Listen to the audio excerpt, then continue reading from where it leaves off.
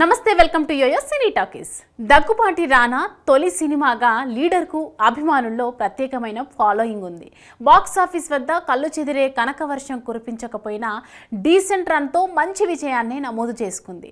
థియేటర్లలో కన్నా హోమ్ వీడియోగా సీడీలు, శాటిలైట్ ఛానల్స్లో వచ్చాక విపరీతమైన ఆదరణ దక్కింది. 2010లో రిలీజ్ అయిన లీడర్ వచ్చే ఏడాది 15 సంవత్సరాలు పూర్తి చేసుకుంటుంది. గత కొన్నేళ్లుగా దీనికి సీక్వెల్ కావాలని ఫ్యాన్స్ డిమాండ్ చేస్తూనే ఉన్నారు. దర్శకుడు శేఖర్ కమ్లా ఆ మధ్య దాటవేస్తూ వచ్చారు. కానీ హ్యాపీ డేస్ రీ రిలీజ్ సందర్భంగా దాని గురించి ఓపెన్ అయ్యారు. తన కెరియర్లోనే లీడర్ అత్యంత ప్రత్యేక సినిమా అని, అప్పట్లో 1,00,000 కోట్ల అవినీతి అంటే చాలా మంది నమ్మలేనట్లుగా చూశారని, కానీ ఇప్పుడు అదే మామూలు విషయంగా మారిపోయిందని, ఇంకా చెప్పాలంటే అంతకంటే దారుణంగా వర్తమాన రాజకీయాలు కుళ్ళిపోయాయని అన్నారు.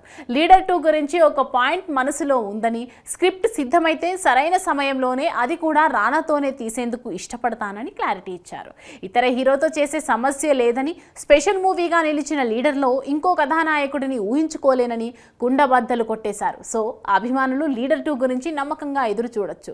రానా తర్వాత ఎన్ని సినిమాలు చేసినా కెరియర్ పరంగా మరీ పెద్ద స్థాయికి వెళ్ళలేకపోయాడు.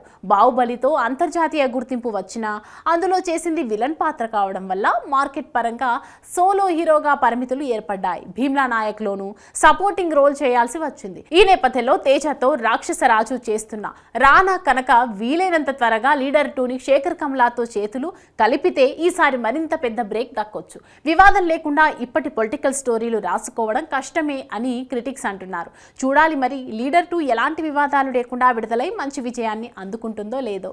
హాయ్, హలో, మెస్మరైజ్ చేసే మూవీ ముచ్చట్లు, రిలీజ్ అయిన వెంటనే రివ్యూస్, మీ అభిమాన తారల రియల్ స్టోరీస్, సినిమా సమాచారం ఏదైనా క్షణాల్లో మీ చెంతకు.